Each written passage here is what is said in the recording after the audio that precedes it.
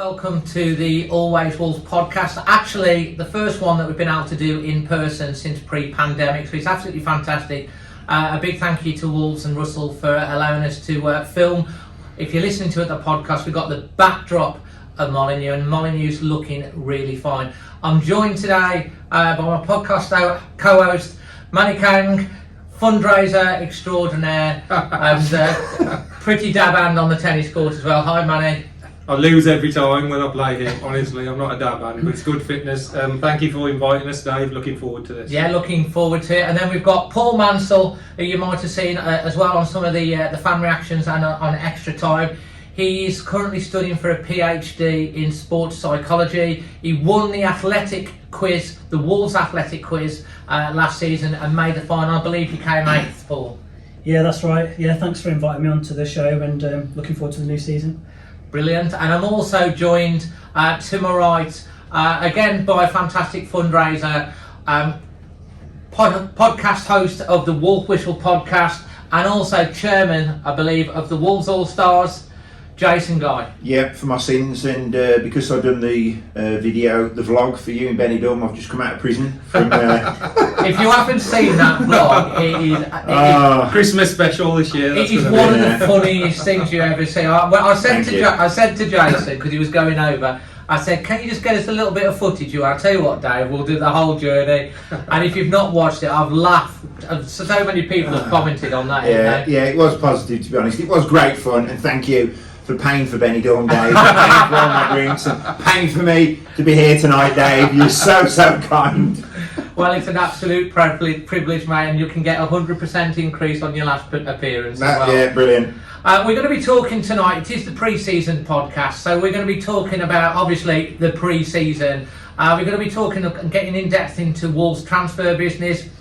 That might not take long, but I'm sure it will do. We're going to be talking as well about the club communication, looking at the World Cup break and our season predictions and taking a few questions as well. Manny, I'm going to go to you first. Pre-season. Yeah.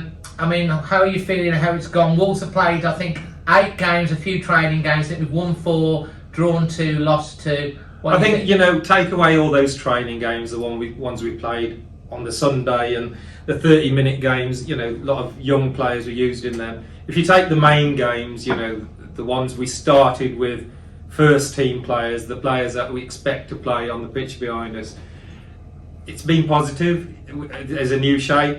It's playing forward at the back. It's obviously, if he plays 5 at the back at Leeds, something's completely wrong because he's, throughout the whole of pre-season, he is stuck to the 4 at the back. And they've looked good. They've looked, forward thinking. They've created chances, and most importantly, they've scored goals. We have actually, knocked in a few goals in pre-season. So the actual pre-season itself and the training and the players and the way they've performed has been very encouraging. The downside is probably, the injury to Raul, and that's frustrating because we know what our striker situation is. Player that's impressed me has to be Morgan Gibbs-White for me. He's come back and you can see Bruno's got him in his plans. We saw a nice picture, didn't we? He was coming off with Morgan, smiling with Bruno with his arm round him. I mean, Paul, pre-season for you, what's your general feeling? General feeling is that it's gone really well, injuries aside, and Manny mentioned Raul's injury, but Chiquinho as well. We expected big things of him in this coming season, and it's a massive blow to him and to us that he's going to be out for most of the season. Aside from that, though, it's been forward-looking. There's been a very clear identity, and it seems to me that he really wants to address the big problem last year, which was a lack of goals. That ultimately cost us a European place last year. So I like the fact that there's some clarity. I like the fact that it seems a bit more front foot. I like the fact that we seem a bit more feisty. I know a few of the matches have perhaps spilled over. That one match, they had to put 11 back on the pitch in the second half. Then it was that again. Crazy. Levante was on the Sunday after the Battle of Benidorm. It was like it was. They were taking it was like a World Cup final or something. But it's good that it seems to matter to the players, because the way the season petered out in the last few months, it almost felt like this cycle had come to an end and how much did some of the players really want to be there. But I think they've shown us in pre-season that they do and that they're up for it. In terms of players that have impressed, agree with what Manny said, but I think in full-back we've looked really strong. Yeah. When you're playing 4 at the back, sometimes that can be, the full-backs don't tend to push us forward as much as wing-backs would. But it seems to me that Johnny and Aït-Nouri both have been given the brief that they can push forward, they can go and create.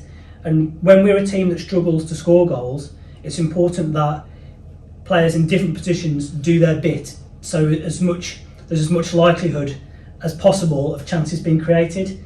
And I know that Aït-Nouri is reportedly attracting interest from big teams, and I can see why. He's going to be a player though. I mean, he's, for his age, some of the skills, tricks he's got have been absolutely phenomenal. Jason, your thoughts on pre-season so far? Well, you went out there, didn't you, Jason? You actually I did, and from what I can remember from the alcohol I consumed. But on a serious note, last season, first 3 games, we seen some really attacking football. We lost 3 games, and there was a real frustration. Bruno changed it very quickly, so we didn't really get a chance to adopt his style last season. It was a lack of goals. Paul's quite right. It cost us, not only did it cost us European place, in my opinion, that cost us a top 6 or top 5 place. West Ham weren't picking up points, but neither were we.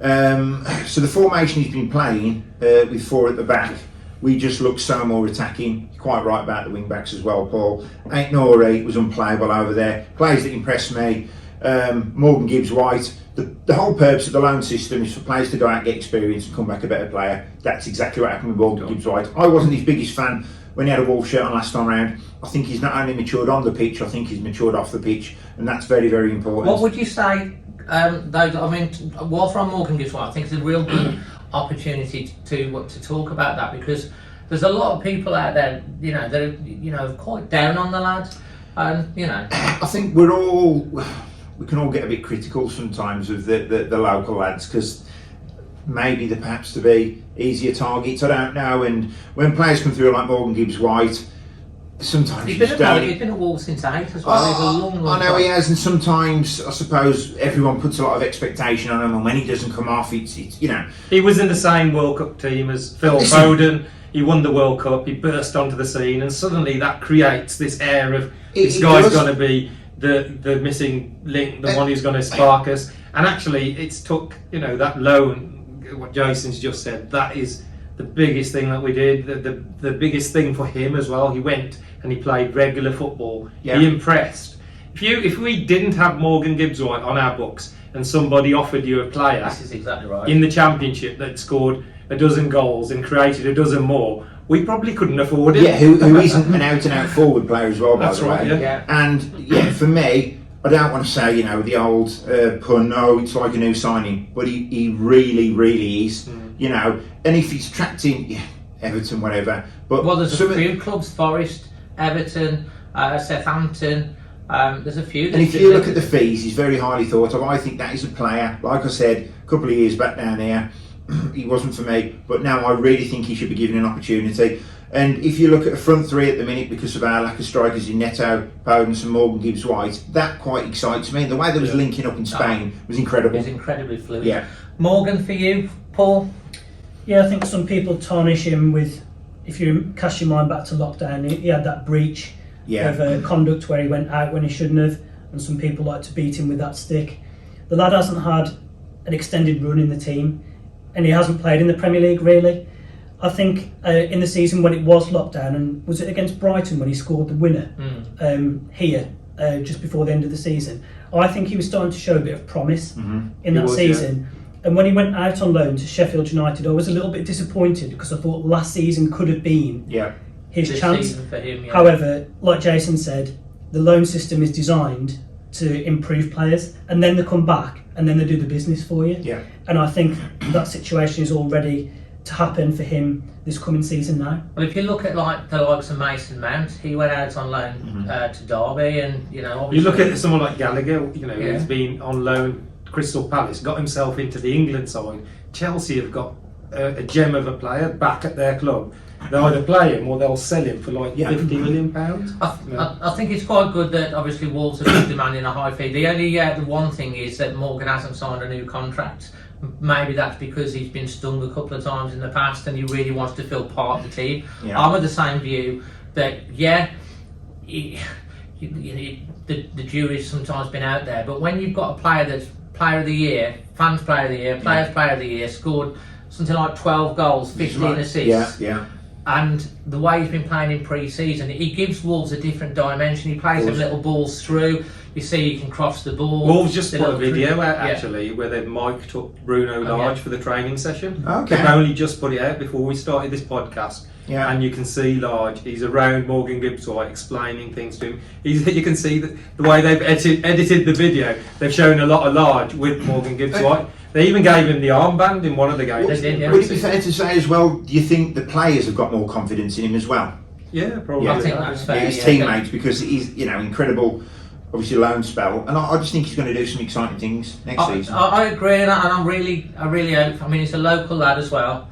But I think he's gone out on loan. He's matured not only mentally but also physically as well. He's gained that experience, and Wolves could. That's why you send players out alone to get the experience. So it could be a real massive season for Morgan. I hope he grasps it. He seems focused. He seems determined to, and hopefully we'll see the best of him. We're certainly going to need forward players with a little bit of something. I'm sure we'll talk about Raul and the striker situation coming on. Paul, the non-existent striker situation. Don't ask me about that. What about the formation, Paul? Seems very clear. The formation that he wants is 4 at the back rather than 5 now. I mean, you could argue if we have a bad start, if we say 5 games in, we've got 2 or 3 points, is he going to go back to a 5? And he has played a 5 a couple of halves, hasn't he? Yeah, I mean, perhaps that's good, to have a bit of flexibility. Perhaps there are occasions when certain players are or aren't available, that is the right formation for us. But he does seem to be wanting to address the fact that we're a bit too safe, predictable, lacking guile, lacking a cutting edge. That seems to be a real theme of the pre-season, and whether it's 4-2-3-1 or 4-3-3, I think that will provide a bit more thrust in the final third for us. And there certainly seems to be pressing. 4 at the back, it seems that that's what he's going to go with. We've been talking about it for quite a long time. Bruno wanted. They brought in Nathan Collins, at the back. I was looking out for the game against Sporting to see what team, because that's generally the team before, and he played Collins and Kilman. That brings up the question of Coady. Do you think Coady will start the weekend? Would you start him? Where does that leave Conor Coady if he goes with Kilman and Collins as a starting? Do you think that's the right decision? Yeah, I do think it's the right decision. I'm not saying it's the right decision to drop Conor Coady. I think it's the right decision to play 4 at the back. Nathan Collins has proved to be he hasn't proven it yet, but he looks to be a very astute signing by the club. And a snip of a price as well at £20 million for a player like that. That is very, very good business. There has got to be a full guy though. If we're not playing 3 at the back, there can only be 2. The way Kilman played in pre-season and the way he played last season before the injury, once again I thought he was unplayable. Unbelievable player, and he's only going to get better and better. What a goal! Oh, listen, unbelievable goal. With regards to Conor Coady, yes, he can play a massive part of the squad. He's a leader. He's versatile. He can play midfield. He can play centre half. He can play full back. It's a World Cup year for him. He's got to make some very, very important decisions. Does he want to go but he's got to then fit into a club which plays 5 at the back. Yeah. So does he stay at Wolves and fight for his place? Hoping he's going to get an opportunity in a back 4. It's a tricky one. Personally, I'd keep him at the club. I'm going to make a comment now, and this sounds completely outrageous, but with his versatility, he can play at full back. He can also play midfield. He has done that before. Yeah, got the old Tom Bennett about him. Yeah, he can also play midfield. Play anywhere. My point is with that, he's not Conor Coady, the midfielder we signed 4 or 5 years ago. No. He's Conor Coady, who's come on. Look, as we've seen, a leader, leaps and bounds. So he's a different sort of midfielder to what we signed. I'm not saying we pick him over Neves and Martinez. I'm saying he's another option, and he can be versatile. Do you think he can play in front of the back too as well? Yeah, of course. I Because do. the thing is, let's be honest, we are, Reads again. whatever happens, we are going to get injuries. Yes. We have not got a big squad. We haven't got many options. Currently, Conor Coady looks the most impressive name on our bench, unbelievably, because we're so lacking in Well, you forward only have to players. see the second game over in Portugal. There was, so, you know, people like that are vital to the club. Now, Jason's quite right. Even though Wolves might think you're vital, we need you in the dressing room, you might have to play a part, we might have to sometimes go 5 at the back where you will be our man to go to. You know, Neves or Martino could have an injury and we're short in midfield, we've got an option.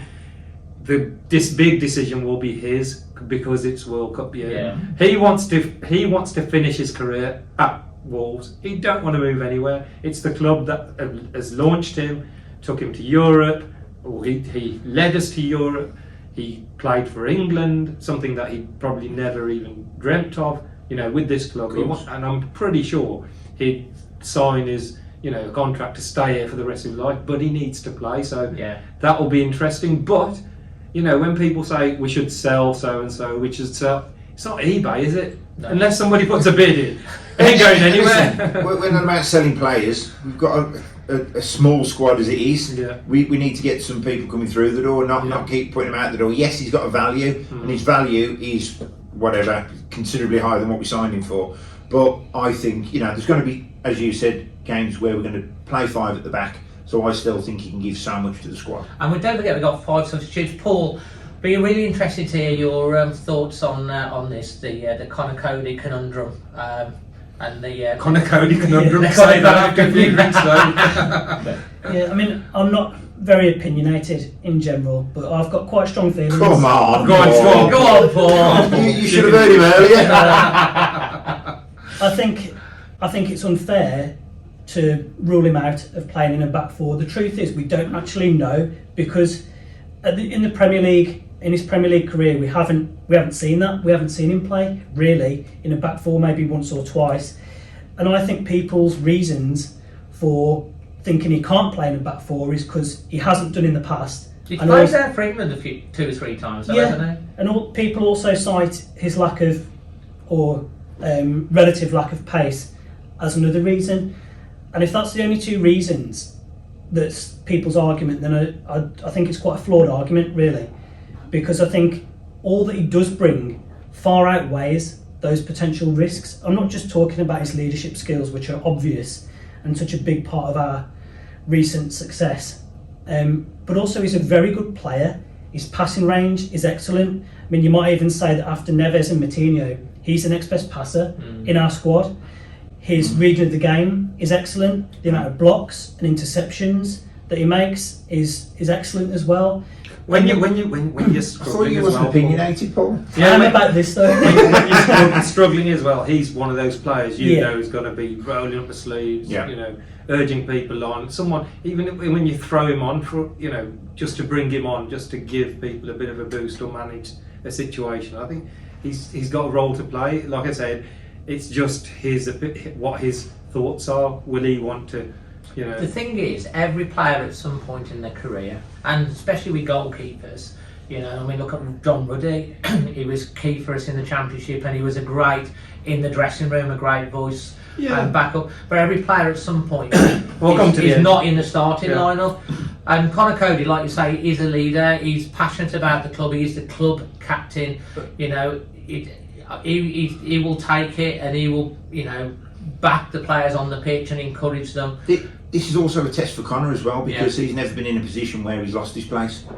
So it's a huge test for him. Pretty much played every game for 5 years. And obviously, you know, there's body language experts out there saying he looks down, he looks this, you know, the Portugal trip. And of course he's going to be down. He's lost his place, you can see. Bruno's clearly pulled him to one side and said, we're going to a back 4 and these are the 2 I'm going to start with. Right? I might be wrong. But that appears so from... It does. But it's going to be a huge test for Conor as well. But like Paul quite rightly said, he could come out fighting and, you know, play his way into one thing Conor has done year in year out, he's sort of surprised us, because let's be honest, when Nuno took over, he was probably one of the players we could have got rid of, 100%. and he's improved him and he's proved himself. And when he went to play for England. People laughed at him and thought, oh, Conor Coady for England. Yeah. And literally hasn't really put a foot wrong. Well, yes, some of the opposition. Southgate put him in the leadership. Of course he has, yeah. One And so session. I'm pretty sure he'll get his head down if he obviously stays at the club, and he'll work as hard as possible. He'll learn off Collins. He won't think. I'm pretty sure he won't think, oh, he's took my place. He'll go to Nathan and say, right, teach me some of your tricks. Yeah. Let's see, that's the kind of guy he is. Let's see. But it's obvious that he's not going to start in the first 11. I would be shocked to see him in the first 11 at the start of the first game of the season. Yeah. Don't write him off, and don't automatically assume that he can't play in a back four, because if it's only because of lack of experience in doing that and a potential lack of pace, then that's not enough reason to think that he can't Paul, go ahead. one of the games he played in a back four was away at Liverpool. Remember, in lockdown, they went to back four, tried a different system away at Liverpool, and we lost 4-0, and people had a go at him. It's Liverpool away, you can lose. Yeah. They can tear anybody apart. Anyone in the league 4-0, can't they? He obviously is more comfortable in the back five, but like Paul says, he can play. He can play there. Talking about Nathan Collins, he's pretty much our only signing, unless you count Wang, which we announced in January that was going to be coming through. Yeah. Thoughts on Collins? Like I said, great signing. I'll be completely honest. I didn't really know much about him. I didn't watch him for Burnley last season. But now seeing the footage of him, now seeing all the Burnley fans crying, now seeing what he can do in a Wolves shirt, do you know what? I'm really excited. I think for 20 million, it's an absolute snip. If a player now plays in the Premier League for 10 or 15 games, he's worth 10 million just on merit. He is, it's a fact. So to get a player like that for £20 million, and we saw that goal he scored, you can't judge him on one goal, but people have said he's that skillful, he can play midfield too. Yeah. He's a ball playing centre half. So for me, I think £20 million is peanuts. Manny? Yeah, you know what? He's Burnley's Max Kilman. He didn't start the season for them. He came in, he impressed. He loves playing the ball out. He loves carrying the ball forward.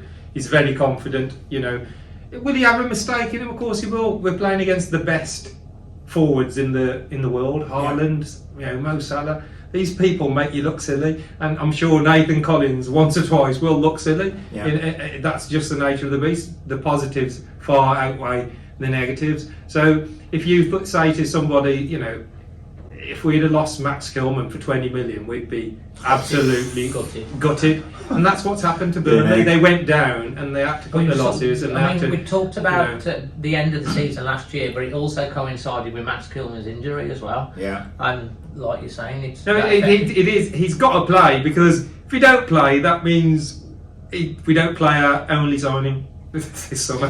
Which So for you then, and we'll come across everyone just on this subject. If you were picking the team on Saturday, and it's your back four, who's your two centre backs? It will be Collins and Coady, of course. Yeah. Paul. Collins and Coady. Oh, man, whoever said that? Collins and Kilman. Collins and Kilman. Don't put that in. With four at the back. Paul. Yeah, I think judging on the Sporting Lisbon team that he put out, it will be Collins and Kilman. Truth be told, I don't know a huge amount about Collins yet to make a real judgment on what I would pick. Yeah. One thing I will say, and perhaps this didn't come across to those that weren't at the Burnley match, but if you remember in that recent Burnley match towards the end of last season where we were pretty poor, in the second half Burnley were 1-0 up, it's 10 minutes to go, and we were putting a few crosses in and put them under a little bit of pressure. Every time the Burnley players made a clearance or a block or a tackle, he was celebrating it with the rest of the back four like it was a goal. And that's what really struck me about watching him play. And to me that's great, because I want my defenders to defend and take pride in defending and celebrate like it was a goal. Yeah. He's not going to be celebrating any goals down here, is he? It's got to mean a lot to them to keep a clean sheet. It clearly means a lot to him, and that's an attribute that I want in our players here. So based on that, I think it's a good signing. But have to reserve judgment because That's a fair comment, Paul. Yeah. he's only played, 12, 15 Premier League games, has he? Something like that? Yeah, no, it's a fair comment. I won't be Put a dampener on it, Paul, flipping out. I'm so excited.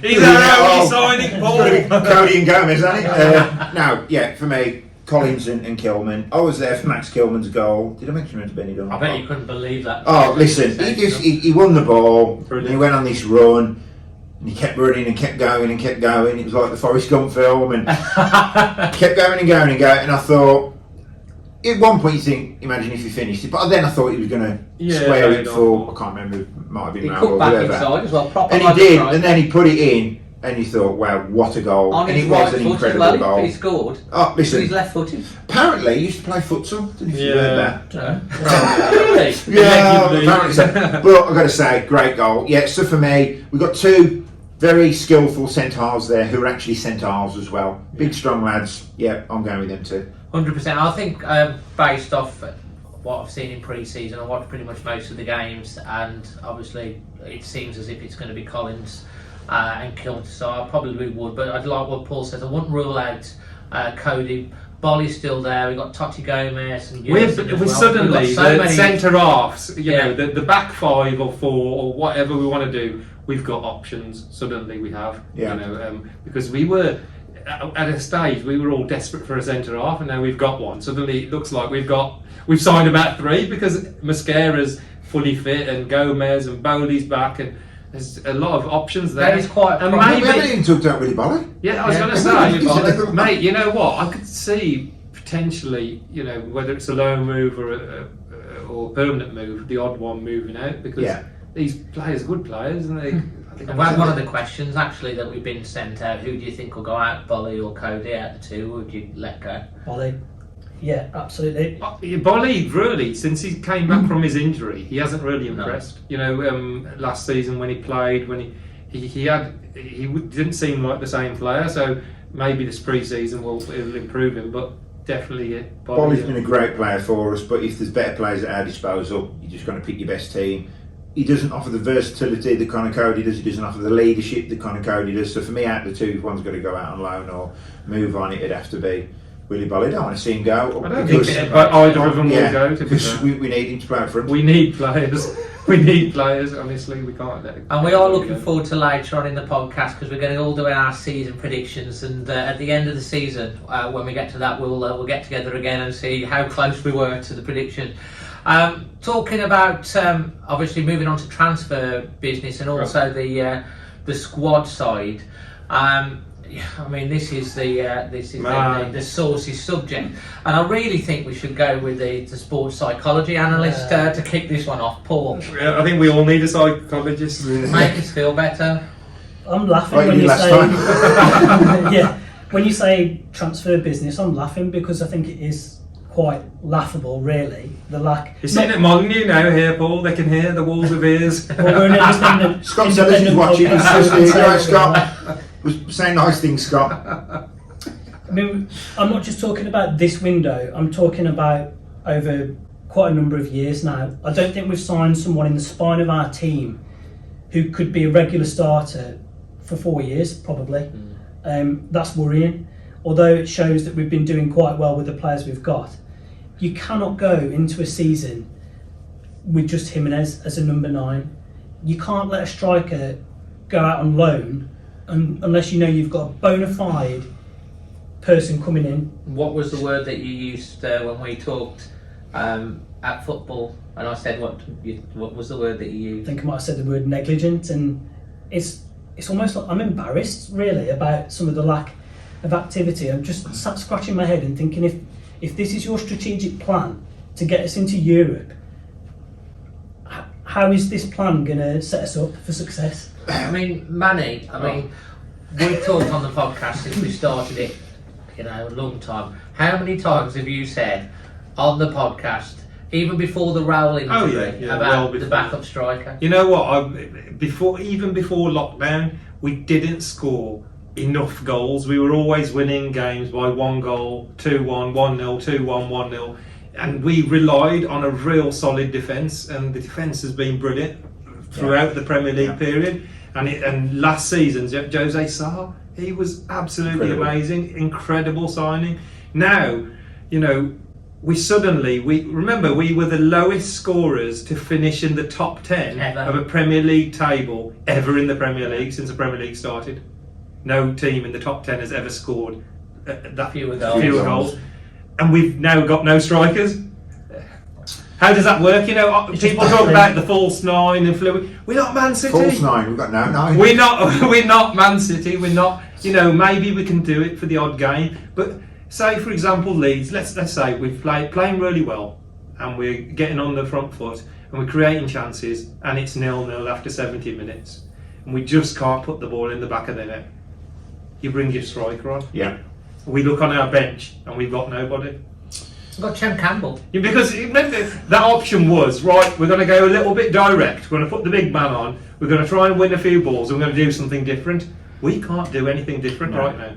We've got, I suppose there's an argument to say that Wang can play number 9. I don't want to There's an argument there.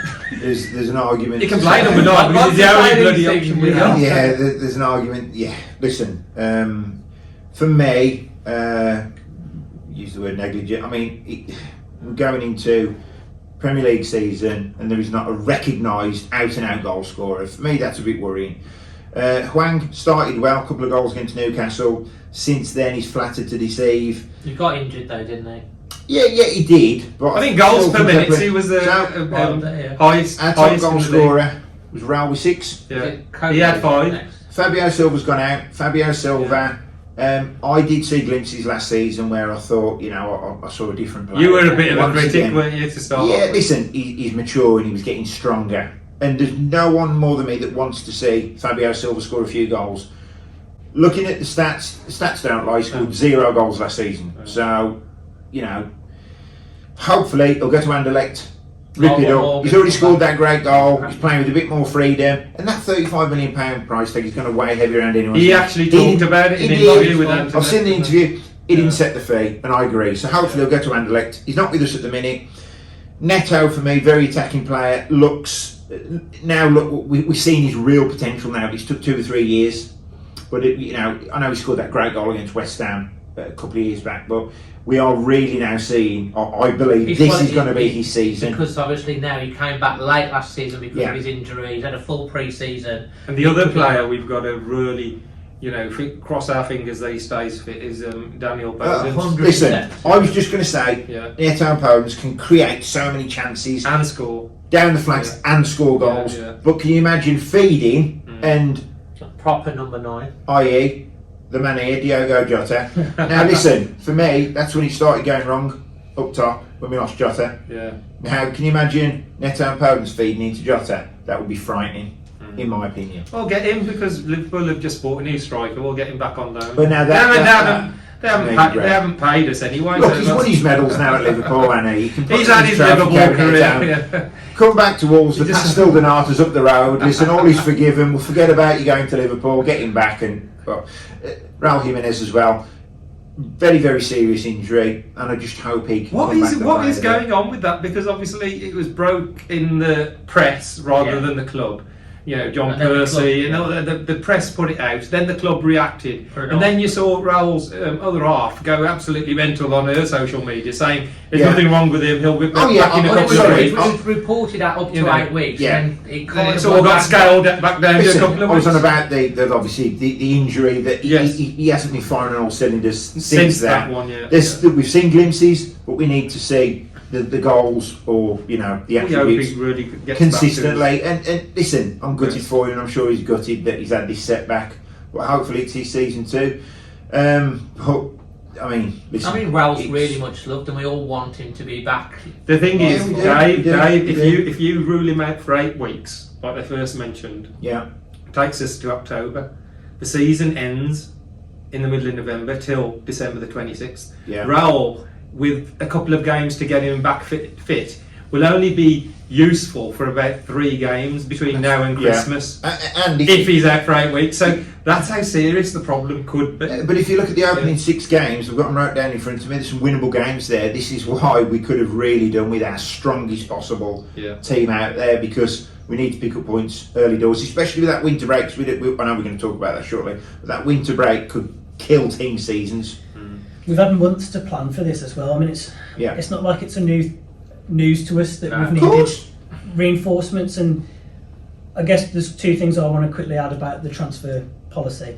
We were told through some of the club communications that money isn't freely available to spend, and in that case they were going to be creative in the transfer market. Well, I'm not seeing any creativity. I'm not seeing loans come in. It's not just about getting a £30 million signing. How about someone good on loan? That would be a start. Well, this policy, loan then to buy, they've used it so successfully in the past. Exactly. So what's happened to loan to buy? What's happened to creative solutions like that? That's an issue that I've got if money is a bit tight. We're asking a lot of questions and we're not, at this moment in time, Wolves aren't giving us any clear indication or answers. The only little bit of indication they gave through the press was that they will only sign the right player if they, which is obviously the right thing. You don't just want to sign anybody, but like Paul said, we can't come to this position where we've not got somebody. Sometimes you do have to pay over the odds for the odd player because you really want them.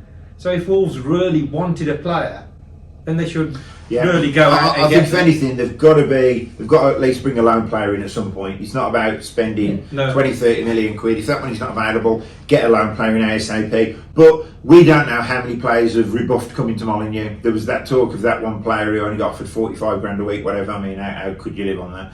But on a serious note, yes, he's probably been offered more elsewhere. But there were certain targets which I would have liked for them to have gone for.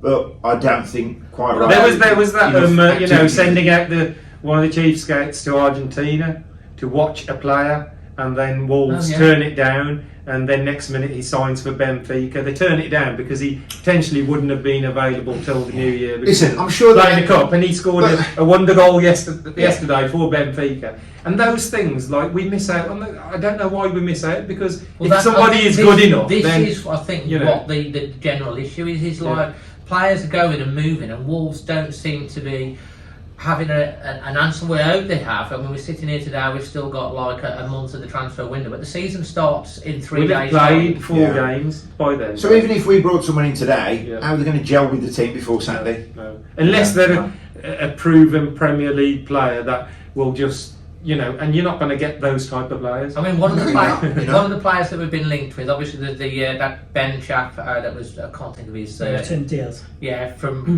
Blackburn, 22 goals last season. He seems like he's a championship player. He seems a good option potentially. And then we've been linked with like Ben Teke. I'm just going to go around. I'm off. Ben Teke. I mean, okay, he's not done so well. A lot of yes and no's and stuff, but like. How can we be that choosy? If we got Ben Teke on loan until January, would it be that bad? Some guy put Ben Teke out there, and I said, "Listen, I don't think more goals than Eric Cantona in the Premier League." Listen, I don't think it would be a bad thing in my opinion. I got absolute pelters, but that was my opinion. I'm not picking the team. Ben Teke, 150 career league goals. Yes, the past 3 or 4 seasons have been flat.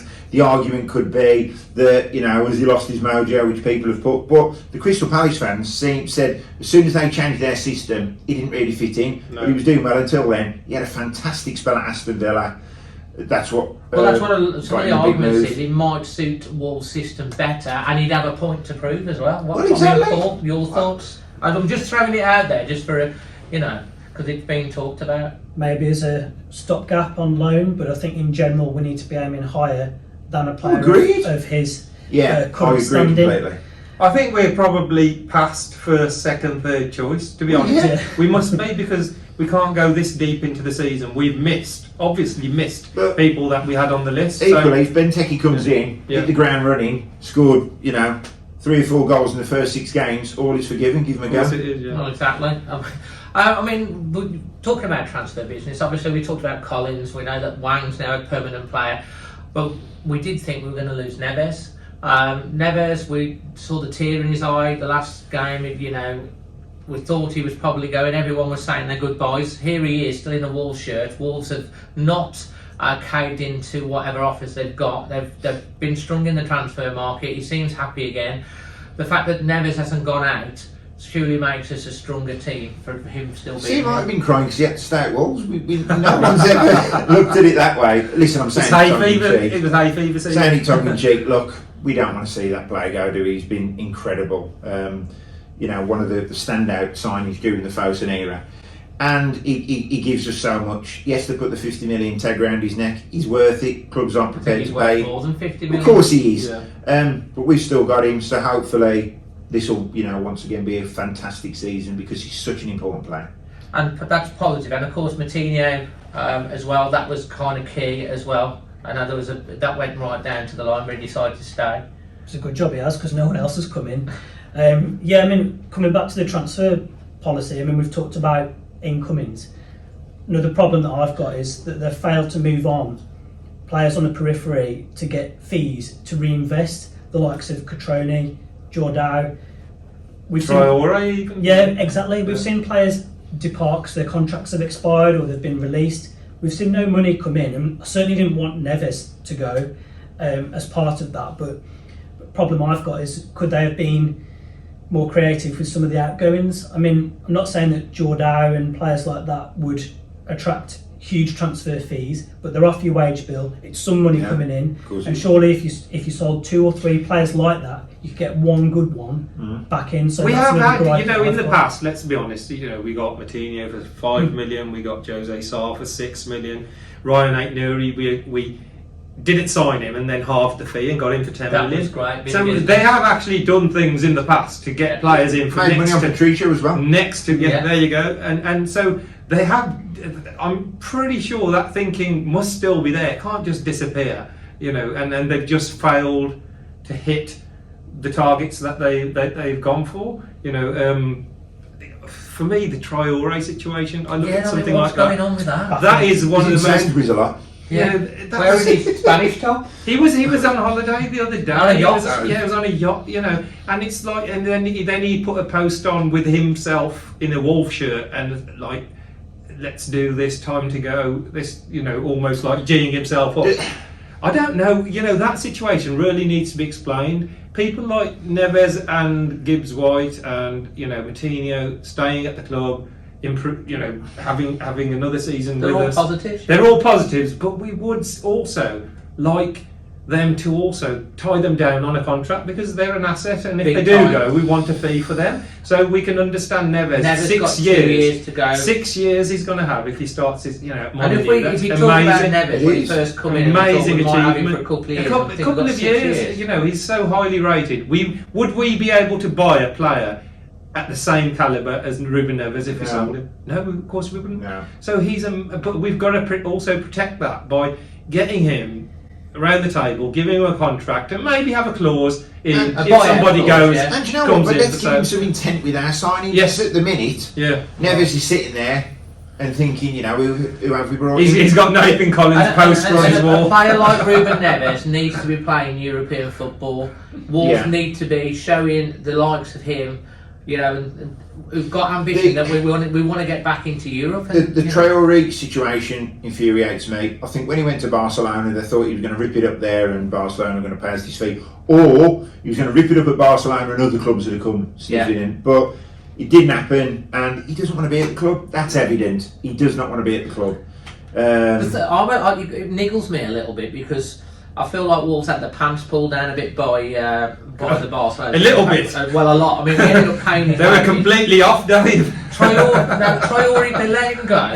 They basically they offered him a contract. We know they've offered him a good contract to be one of the top earners at the club. He hasn't signed it. He wanted to go to Barca, his boyhood club, which is fair enough. They've let him do that.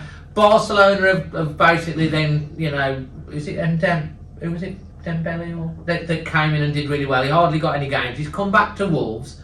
To me, he should be signing a new contract now and going, you know what, you've let People me aren't sign actually my rushing out to sign him. Listen, he wants to move it, and he knows that if a club signs him when his contract winds down, he's going to get a better deal. Wolves would have been better off keeping him for But he's not that under contract. since January, and it would have at least given us some other options. We talked about how we fell off at the end of the season. Yeah. If he'd have been here, we'd have had something off the bench. But we let him go, and he's not signed the contract. And it niggles me the fact that they've he's done all of that. He's got his way, and now he's come back and he hasn't signed that lucrative contract. Like I keep saying about Traore, every manager looks at him, sees the potential, thinks they're going to turn him into this world beater. And he don't have Nuno hasn't, Bruno hasn't, Barcelona haven't. He ain't going to be that world beater, in my opinion. And he's had enough time to do it. He's too inconsistent for me. Yes, he can turn a game on his head and put, He had one great season with Jimenez, but he had a manager, Nuno, for that season, didn't really put his arm around him. Is any manager here, is Bruno Lage going to give him that one-to-one time? A player that doesn't even want to be here. It's obvious that he's almost been written out of the plans. Well, it seems that way, and I think that's what we don't understand. I mean, we've talked about. Jason, you wanted on the agenda about the communication. Don't blame me. Yeah. Well, Scott Sellers is here watching this. Is that right, Scott? Tell me what you mean about that. Well, now you said, Dave, obviously you said points for the agenda. No, this is the club communication. It's a different world now, where years ago the Express and Star or the club would break the story. There's so many now different media outlets. Wolves, the Ask Wolves series I thought was very good. Yeah. Was it highly edited? Yes, of course it was. However, other clubs aren't doing that. I think we're just all a little bit frustrated. What happens on that pitch out there dictates everything that happens off it. Right, we're winning every week. Everyone's happy. The dogs aren't getting kicked when we get back home. Everyone's. And it increases the revenue, increases obviously. Support, everything. Like I said, I can't stress that enough. And I think we're all frustrated with the transfer policy, and we get. We were almost blaming them. It's their fault, but. Listen for me. I thought the Ask Wolves was very, very good. We got to hear Bruno Lage up close. And that was very insightful. We have to commend them for that. Well, we do completely.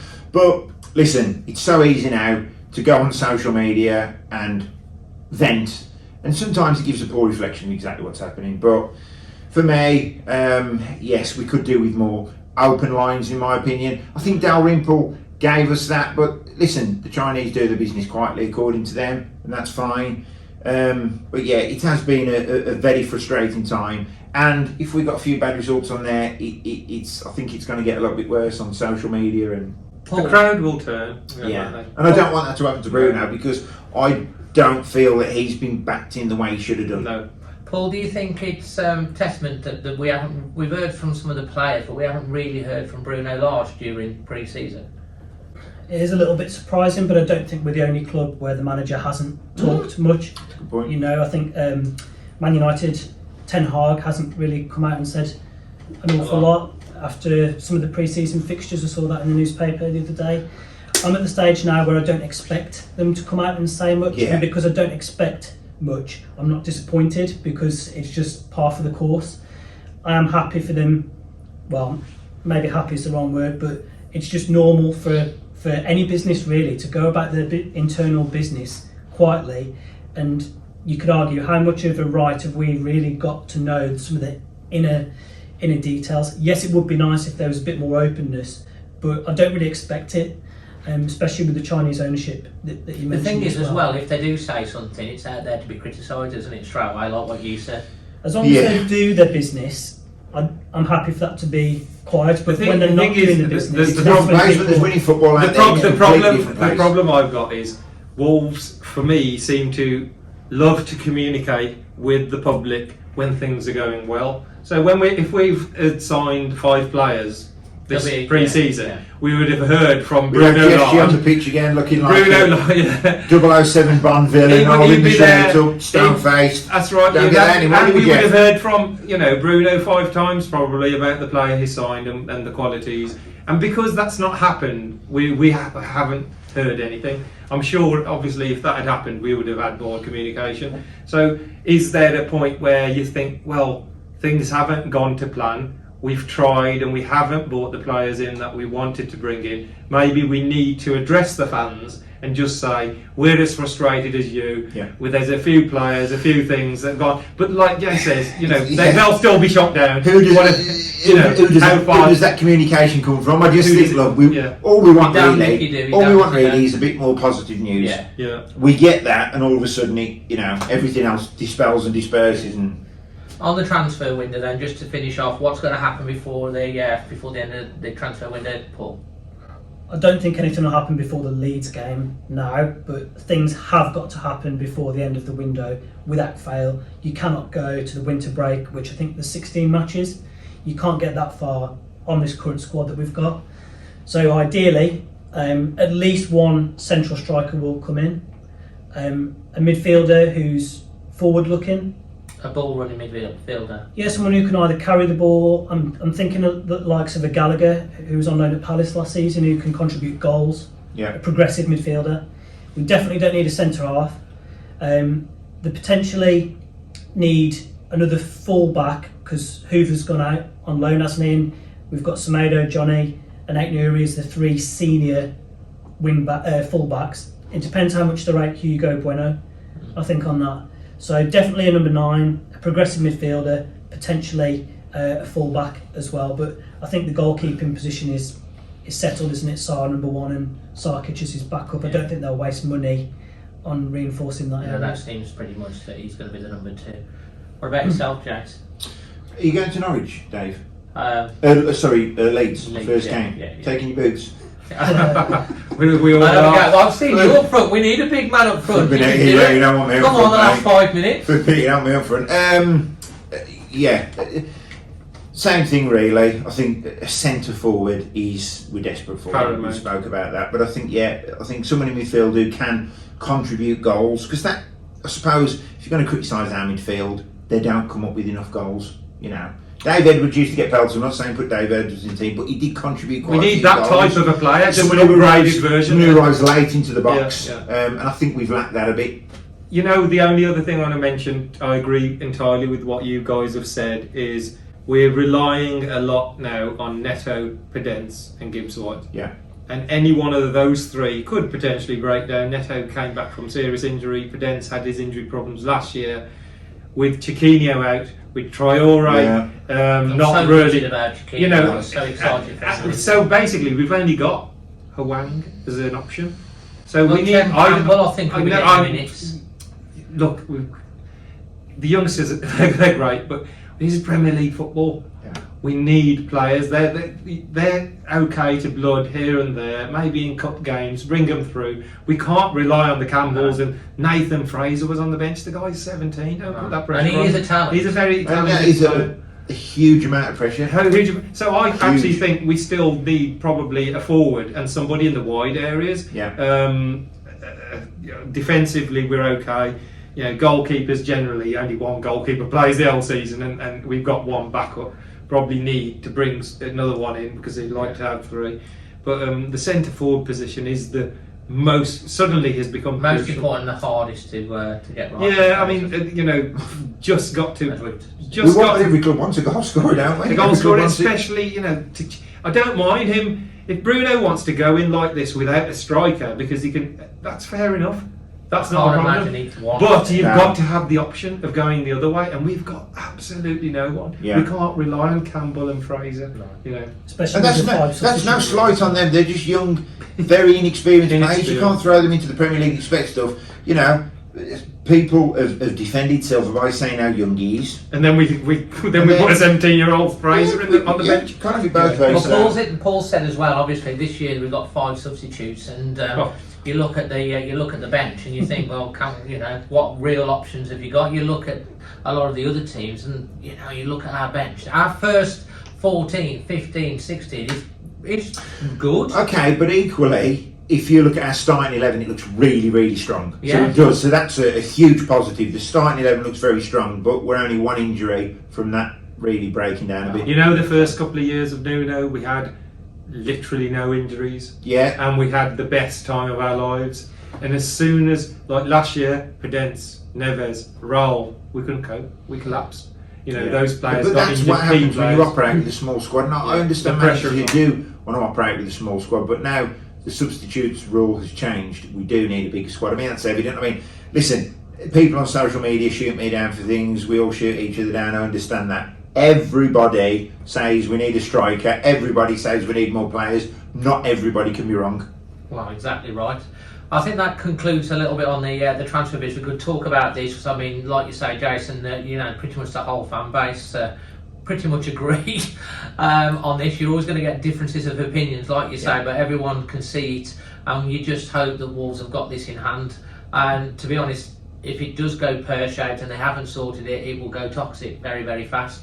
The World Cup break, thoughts on that and how it's going to affect teams? Listen,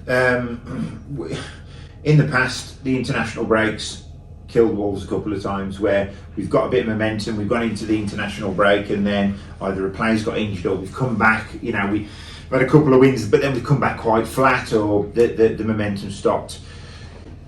This is unprecedented. This break is 6 to 8 weeks long, almost. November the 12th till December the 26th. That's right. So Day, isn't it? you're talking 6 weeks. They're going to come back. They're going to come back full of turkey and mince pies. They're not going to be up for it. They're all gutted that they've had to watch the World Cup at home like us. But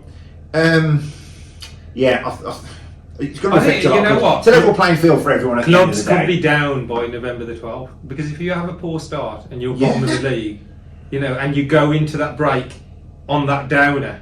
And then you've got to come back, and maybe your first couple of matches are pretty tough matches. You're pretty much ruined your whole season. There's going to be about 6 managers sacked in November. There will be November the 12th. There will be.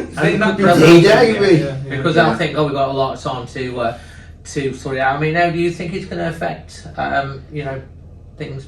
It is obviously completely. We're starting earlier, big break, and then once we come back, you're virtually into the January transfer window. Well, like Jason said, it is the same for all 20 teams in the Premier League. And also, this break isn't a shock. We've known about it for a while, so behind the scenes, they'll be planning for it in terms of player fitness and recovery. We've planned for it. We've brought Nathan Collins in. And preparation. It shouldn't come as a shock. It does make it imperative to get off to a good start, particularly against the backdrop of such a poor finish to the season, and it is a worry. Well, it depends, doesn't it? I mean, if you, on that 12th of November, if you're in 7th position and you've just won 3 out of 4 matches, you're not going to want that break to come. But equally, if you're having a bit of a torrid time, it could be a good opportunity to get your heads together, regroup and reprogram and ready for the second half of the season. In that, because it's like a pre-season, there'll be no transfer window, because the transfer window is January. Yeah. So you can't even. It's like, okay, we're going to reassess, right? We need this, that, the other to get out of trouble. There's pretty much nothing you can do apart from G your players up. The other danger is because there's not much of a break after the World Cup. If a player gets injured during the World Cup, then that's going to affect the season massively as well. And we've got pretty much all of our first 11. A lot of our first 11 linked with a lot of big clubs that potentially could be at the World Cup. So season ticket gifts. Gifts. You mentioned that. What did you think about? I mean, they've been giving them out this year. I think you have to give a positive thumbs up for that, because the members. I haven't had mine. Have you had? I had one come today. The members. I think obviously had a word with that, because it's a nice thing. People have said, but we're paying 600 bloody quid for our season tickets. We've already paid for it, and there's a few recently have posted that players haven't come, and the club have said it will take another 6 weeks because they've run out because of the supply issue. I do think sometimes like that the club do not get it right, because if you want to do something good like that, do it for everybody, and if there's a supply issue, then maybe do it as a Christmas gift or something, when it's available to everybody, because it's just another thing that can sometimes say, where's mine, they've got the argument's been that we should have spent it on transfers. So if you scarf, even if you how many scarves? Let's just say 20,000. I'll do some quick maths. 20,000 times it's cost them a tenner each. 200,000. What's that doing? Yeah, I'll 2 tell you- weeks I'll wages. tell you- I'll tell you- 4 weeks wages. Shall I tell you something funny? Right, this is on this. Actually. It better be funny now, It Dave. is quite funny. My dad, You can edit this. Magic Marsh. You know my dad. He's Yes, legend. He rings me up. It was earlier on today actually, and he's going, "Oh, Wolves have sent me this. They sent me a scarf and it's really and a wallet." I'm like, I said to Dad, I was like, "Yeah, it's your season ticket, Dad." He's like, "No, there's no season ticket. There's a scarf and a wallet." I'm like, "No, there is. It's your season ticket." It's like, "Where is it?" He says, "In the box." In the box. He's like, I said, "Where's the box?" He says, "Oh." Somebody did that on Twitter the other day as well. In the bin. I said, Might be the best place for it. I said to me, Dad, I said, "Dad, please tell me you haven't thrown the box." He says, "Give me a minute." He obviously walked off, and wherever the bin was, he pulled the box More back. importantly, did you put it in recycling? I don't know, probably. The thing is, somebody did Bless say. him. And he's going, "You open the box." He says, "I can't see the season ticket." I said, "It's black. It's on the back of the box, I think." And he goes, "Ah, yeah, he found it." And Somebody I'm like, actually "Oh my said- God, I'm glad you rang me." The season tickets, brilliant. because they're black, he goes, if we're playing a night match and I've had a few drinks and I drop it outside the sea ball stand, I ain't going to find my season I'm ticket. going to find that, yeah. Can put one of them little tags on it, can't they? Or something? Oh my! I just think, thank God I you think rang it's me. a nice touch by the club, and it's so easy to criticise them. It's something positive. Let's just be grateful. Where's mine, Wolves? I got mine. Yours will come tomorrow. Mate, yours is corporate. Yeah. They have a gold trimming. Yeah, yours, probably is, like, oh. yours is probably going to have one of them pop-up things. You never know, there might be a bottle of champagne in here, a few chocolates for the The missus. super fan package. The simple van package. Have you had yours yet, man? No. Disaster. That's what we're collecting ours tonight. But in all things, it's nice that they've something like It that. is. They've done something. I know you technically pay for it, but it's still something. It's thoughtful, and It is. my dad was really, really. They're damned if they excited do, about they're it. damned if they don't. Yeah. Aren't they? Listen, some of the clubs, if you see what they send out, it's in an envelope, Yes. it's hanging about, they open it, Yeah. it's just all, here's your season ticket, good luck.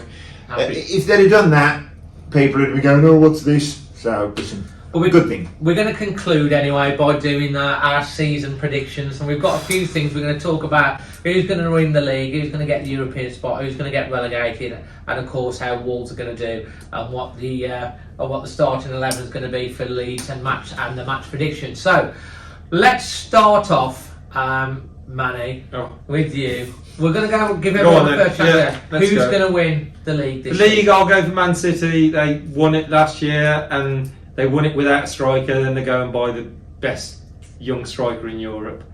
So they're pretty much Man City. Man City. Yeah. Paul? I think that's a really easy one, and can't look further than Man City. The way that they played here against us just shows what an outstanding side they are, and I think they'll win it quite comfortably.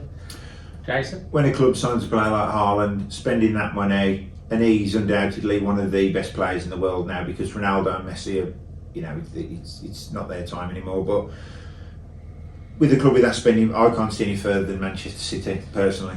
Okay, so I'm going to be different then. I was going to, I thought someone would say Man City and Liverpool, and I was going to go Tottenham as a surprise with Conte and stuff like that. I think probably Liverpool, but just to, to mix it up, I'm going to go surprise package Tottenham Hotspur. Probably. And the room was silent. just because everyone else has said Man City, so Okay, I'll say Leeds. If you're all wrong, then I'm right. Magic Mike took the wrong season. If you're all wrong, then I'm right. That's 1 point at the end of the season that I've got. So Lovely. Okay, we're going to go next. So we're going to go to the European spots. We're just going to talk about the top 4. Yeah. Jason, who's going to make up the top 4? So obviously Man City, I'd say Liverpool, Spurs and Chelsea. I think once again Spurs, Kane and Son up top offer so much, and look, we've seen what missing a goal scorer, how he They defined. bought Richarlison in as Well, yeah, how it defines your season. Chelsea as well. They've got a good side, and I like the manager as well, Thomas Tuchel. So I think they're going to be up there. And obviously Liverpool, you can't look past them with their firepower. So yeah, they're my 4. Manny? I think when you talk top 4, it sort of speaks bores itself. people, because they're pretty much a select number of teams. We've had like West Ham, flirt with the top four. We've had other teams We like flirted Leicester as well. Well, yeah. But it wasn't the best chat. It wasn't. If we flirted, that was a crap chat at line. Then it didn't work. We got blowed out. No, I'll go Man City, Liverpool, Spurs, and I'm going to go Arsenal. Oh, okay. Yeah. Paul? Yeah, I was about to say exactly the same. I have concerns about Chelsea at the back. I think they've lost a few players, and you can see them scrabbling around trying to sign another one or two centre halves. I think they'll still do well, but I think Arsenal have strengthened more than what Chelsea have. So I think Arsenal could potentially overtake them. And I wasn't really impressed with Chelsea last season. They didn't beat us, did they? Home or away? No. And I do agree with what Jason said. I think Tuchel's a very good manager, but I can see them missing out. I'm going to concur actually with exactly what you said. City, Liverpool, Spurs. You're right. Arsenal. You're the odd one out this time. Come on, You're the odd one out. Come on, Chelsea. Okay then, Paul. Thanks for asking me. Paul, you're first to go on this one. Who's the relegated three this season? I'm hoping that we're not in there, but there you go. I've been mulling this over a bit today because I don't think there's necessarily a standout team like Norwich, maybe what you could have said last year. The first team that sprung to my mind was probably Bournemouth. Yeah. I think they'll be in the bottom three. Leeds stayed up by the skin of their teeth, and their squad is weaker than it was because they've lost Rafinha and Phillips. They've signed a few players, but they sort of don't Not really American know how they're players. going to be. Yeah, in so the Premier I think League. they'll be in trouble, Leeds. And a team that might slide into the bottom three, I think could be Southampton. I think they struggle to score goals. I think they are liable to get, a bit of a thrashing quite 9-0 frequently. now and again. Yeah. I thought I was impressed with them here actually in January. I thought they played really well against us. I like Livramento, I like Ward-Prowse, but I think they'll be in trouble. I know that's three teams, but I think the other team that might be in and around there, potentially Brentford. I think Christian Eriksen saved their season when he came in, but otherwise, especially if someone like Tony gets injured, I'd fear for them next season. 100%. Yeah, I was going to say Bournemouth and Brentford for my bottom two places. Yeah. I think Brentford just haven't got the pull. He had obviously the first season into the Premier League. That the teams tend to sometimes have a bit of a boost, and the second season does catch them out. And they haven't really strengthened, brought anybody in. So Bournemouth again.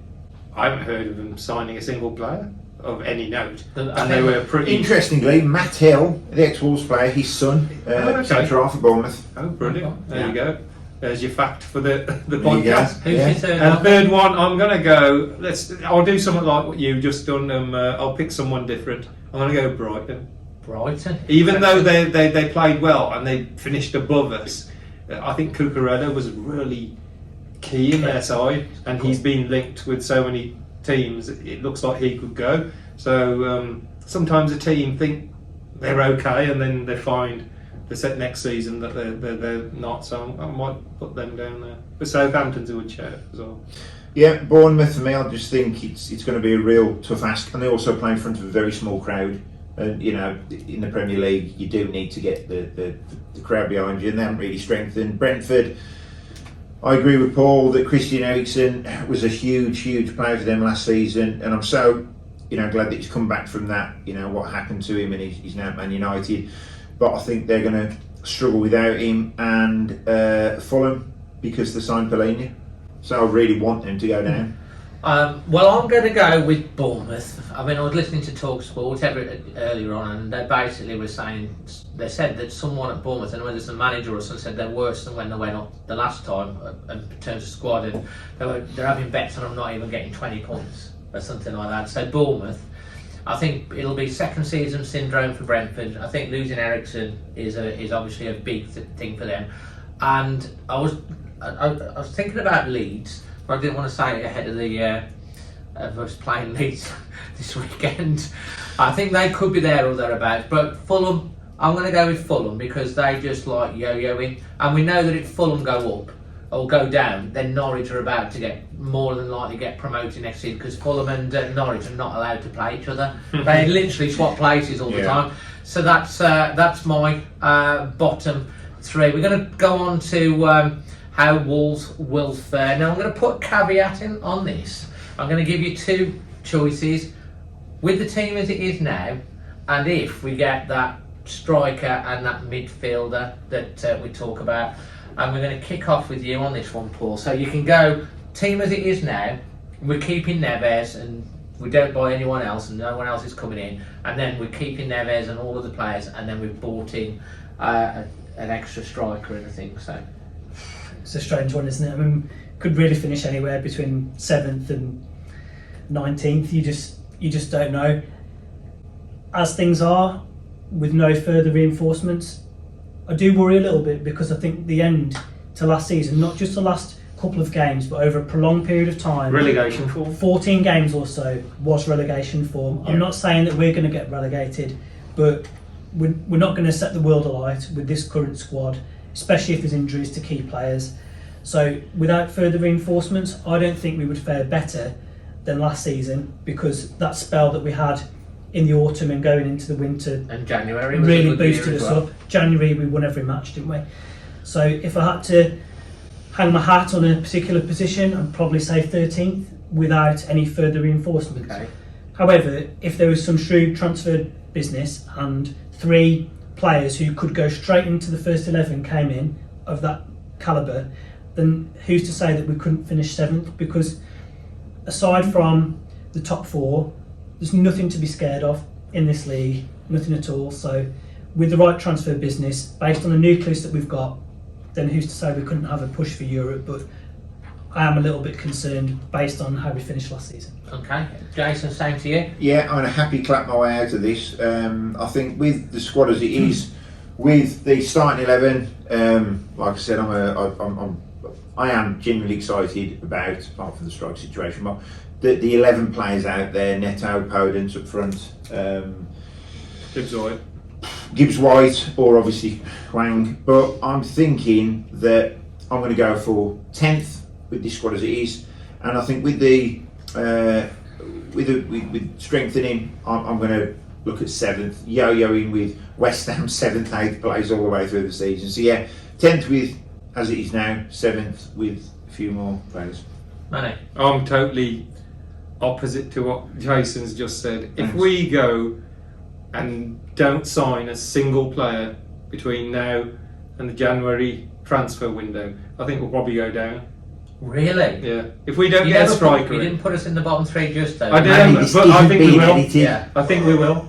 I think we will get a striker in by the end of August. If you're saying Wolverhampton Wanderers without a striker can survive in the Premier League, then I think you're. When you put it like that, it's quite funny, isn't it? That is quite. that is. I don't think that's ever happened. Squad as it is now, keeping Neves, Morgan. If we keep all our key players, everyone stays fit, and we bring in potentially 3 key players, the dream situation, then we could finish top 6. So where do you think then? 18th, 19th, or 20th? You've got to be specific, man. Yeah, this is true. Come on. If we don't. Are we going to finish below Bournemouth, Manny? No, of course we're not. So we're not 19th. We're going up the table. Are we going to finish below? We'll finish 18th if we don't sign anybody else before the first. So you're not going to renew your passport then for Europe? And you say unless the Anglo-Italian Cup's going and back. if we do improve the squad with that couple of players, that is the thing. If we can, we've got nobody in reserve. We're going to bare bones. So if we got 3 or 4 decent options on the bench, then we don't suffer. Then that first 11 is good enough. The first 11, if they stay fit, is good enough to. So what are you going? What position? I think. Well, if we get 3 players in, we can finish top 6. Wow. So that is proper extreme. 6 to the 18th. But that is exactly where Wolves are. That's how much of a knife edge we're on. We've got 11 great players. And we've got the second team. I'm saying 10th also without any injuries at all. Well, this is the caveat. The injuries in the equation, and then injuries will come with the squad we've got. They will come, and we've got nothing in reserve. Players are going to burn out as well. That the clubs are going to be scared of. You know. They have got a 6-week break though, some of them. Oh yes, some of them have, but for those players who are playing in a World Cup, they could be playing potentially the best part of 50 games this season. Yes. Well, I'm gonna. Oh, no, yeah. See, I'm always trying to be like happy clapper and positive. And That's my happy like clapping. I know, but like I want to say with the current squad as it is, because Neves, I want to say like you 10th, but realistically, that's my heart. What are you kidding? No signing say. That's my heart, but my head says we could be in real trouble. 1 or 2 injury to Neves and stuff like that. We could be in real trouble, and I still think we'd flirt with relegation, but we'd stay. So I'm gonna go. I'm thinking 15th, 10th. I'm gonna go in the middle and say 13th. I want my season ticket done come through now, and I get that box, put it straight in the bin. But if we get in the players, I'm going to go and say we could finish as high as 5th. It's boom or bust, it really It is. That's pretty much. I think. And that's what we want to be saying. What we saying, guys.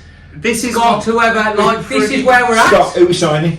No, but the thing is, if you think about it, what Paul said, if you go to the last season, we were in a position where we could have potentially finished 5th or 6th. Yeah. And we finished 30th. Oh, I can't remember. Because so that's how teams around us. And we're in that actually, you are so right. We're on that. We're on there. We basically, if Neto, Neves, and Collins, there you go. Say them 3 players are out. They're out.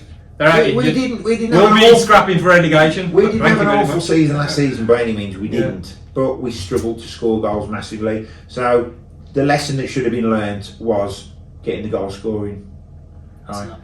Well, there you have it. So we're going to go now on to the cups. How far are Wolves going to go in the league and the FA Cup, Paul? I'm still hurting from that cup defeat to Southampton at home a couple of years ago. I thought you were going to say Watford. No, one where the 2 biggest mistakes. I think that Nuno made both of those very. I think it depends on how much success we're having in the league as to how strong he goes in the cups.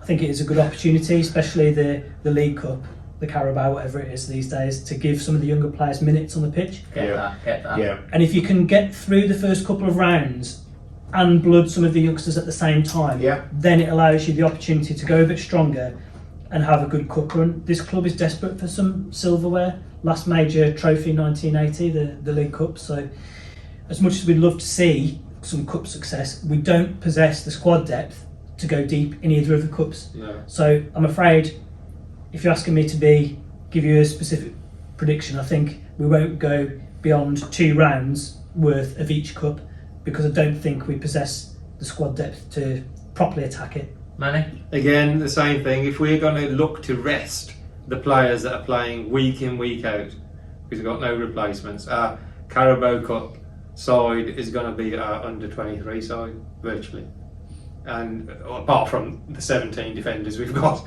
they might play up front, I think. So again, it's down to Bruno. If Bruno picks the strongest side, then we can challenge anybody, but we're just not in a position to pick the strongest side in those cup competitions. It'll be suicidal unless he gets a whole raft of players in, which you cannot see happen. So pretty much I'm with Paul. I just can't see any longevity in either of the cups. Not getting into the last. We could be knocked out in the early rounds, to be fair. How far are we going in the League Cup and the FA League Cup? Our League Cup record is Dreadful. horrendous. We could probably draw. We could probably play Rotherham here and lose. Because he'll then he'll definitely then not play any first teamers. Yeah. And it will be an under 23 side, and it doesn't matter who you play in the league structure. If players aren't league ready, then they'll lose. So we could pretty much lose in the first round of that. To be honest. Cup. FA Cup is a bit more. Hopefully we've just come back from 6 weeks away. Everyone's fit and raring to go. So it all depends on the draw. We could probably win, say, 5th round, but I just can't. What's the 5th round? Is that the before the quarterfinals? 3rd, 4th, last 16. 2 matches, so we win the 3rd and the 4th. So final 16, League Cup. League Cup, I think we get to the 5th round. I think the kids will surprise us early doors. Then they'll put the big guns in. We've already won a trophy this season, haven't we, in Spain? What was that? What even was that called? I don't know. And the Asia FA Trophy Cup. as well, 2019, Beijing. No, not many people can sing that. We haven't even talked about East. Anyway, I'm going for. Not done this podcast. Can any of them play? I'm going for. Go on, FA Cup, go on. Yeah, I'll go for 5th round in that as well. Right, so League Cup. I'm with you. We'll probably get knocked out by the second round because that's what we do. That's in the contract. The FA Cup, you heard it here first. Oh, here we go. You heard He's it been here on the first. magic. My pill. dad's 85. He wants hope. We're going to the final this year. I'm telling. Well, next year we're going to go to the FA Cup.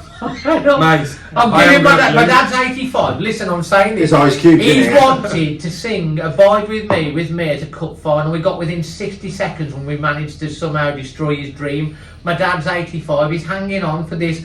With Wolves, we need to get to the FA Cup final. So it's going to happen this year. I'm going to give my dad hope. So I'm going to say it. We might go out in the 3rd round, but like I'm saying it now. So Do FA it for Cup Magic final. Mike. Do it for Magic Moss, not Magic Mike. Sorry. Sorry. Magic Mike's completely a different thing, isn't it? That's it. You're not Benidorm speaking again. Mate, you put in this drink. Right. Starting 11. Quickly for Leeds and match prediction. Go. Starting 11. Yeah, just Same as Sporting. I'll go. You know. Yeah. Prediction Leeds. Oh yeah, I think we're gonna. Yeah. Let's just go with score prediction. 2-0. 2-0-2. Wolves. Who's scoring the goals? Who scored the goals? Well, we don't know, do we? Neto and Podence. Neto and Daniel Pedent. Pedence.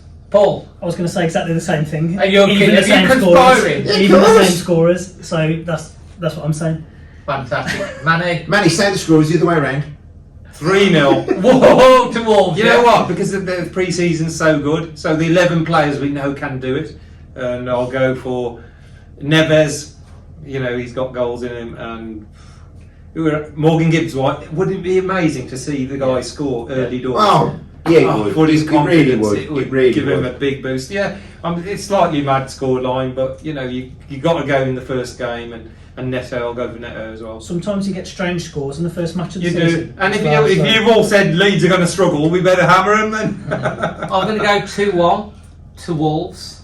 That's negative. Yeah, with Daniel Pedent's header.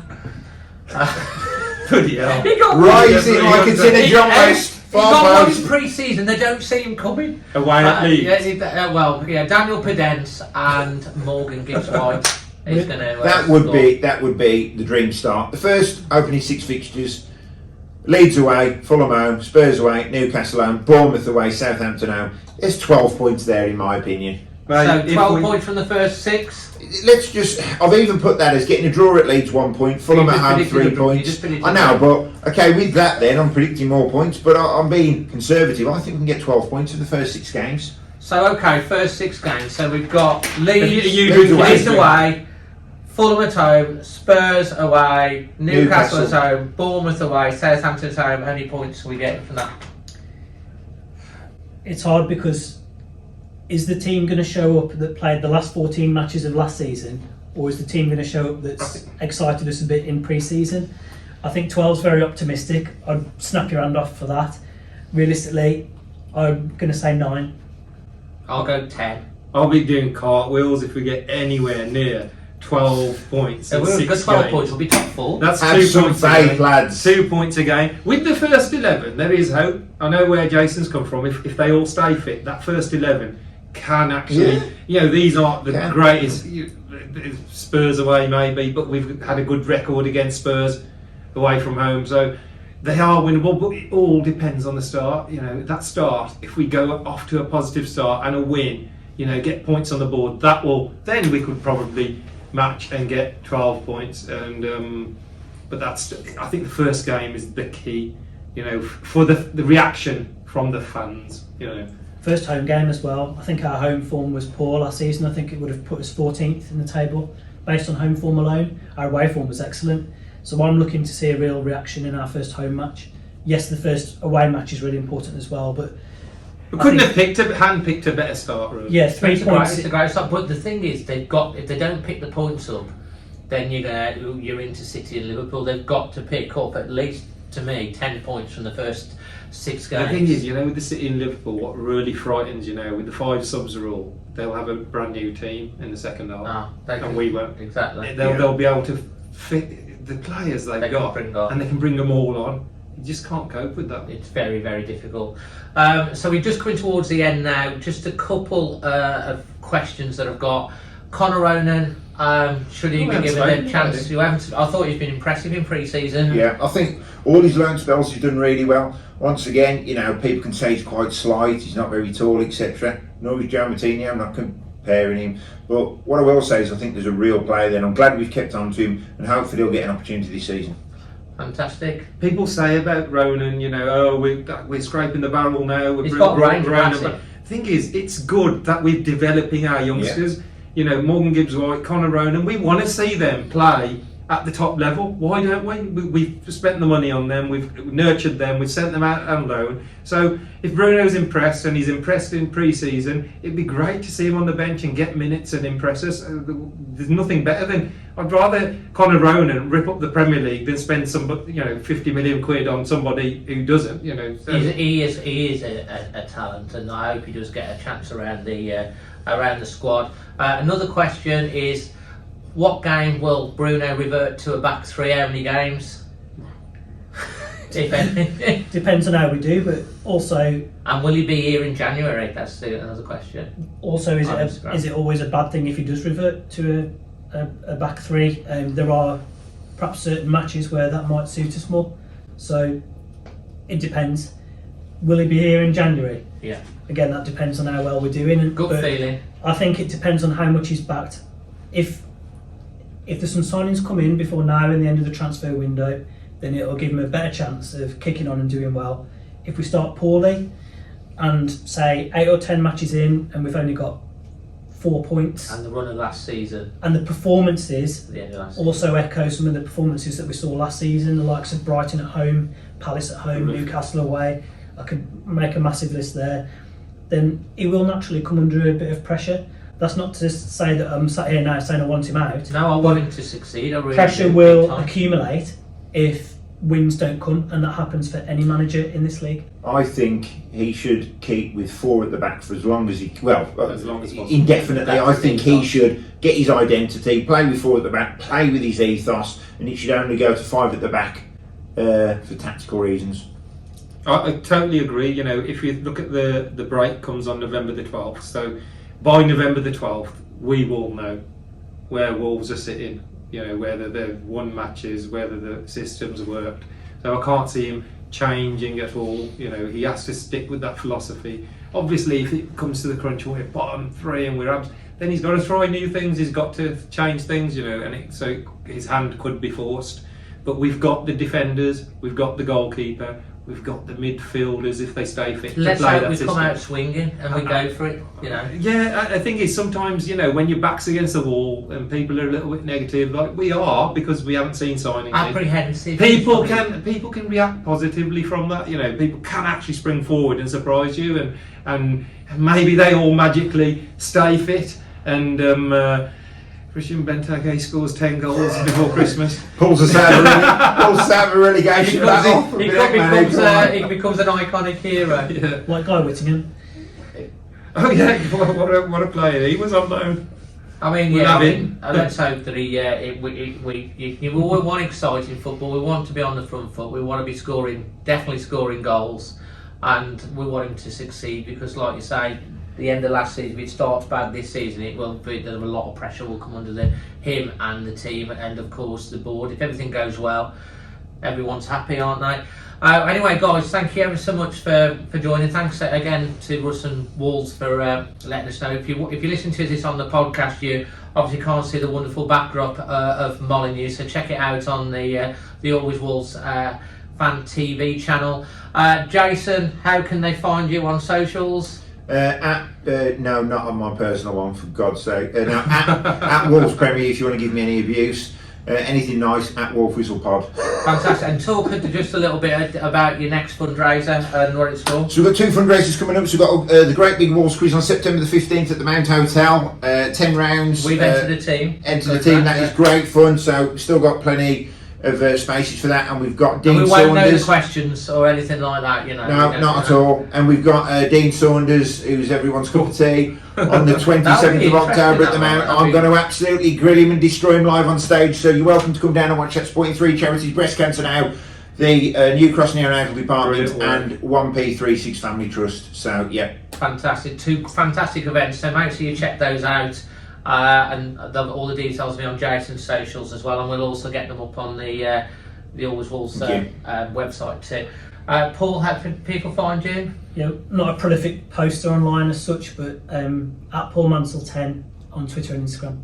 Fantastic, and obviously we're going to the game at the week, so Paul will definitely on. Hopefully get Manny on as well, and you're welcome as well on the fan reaction straight after the game.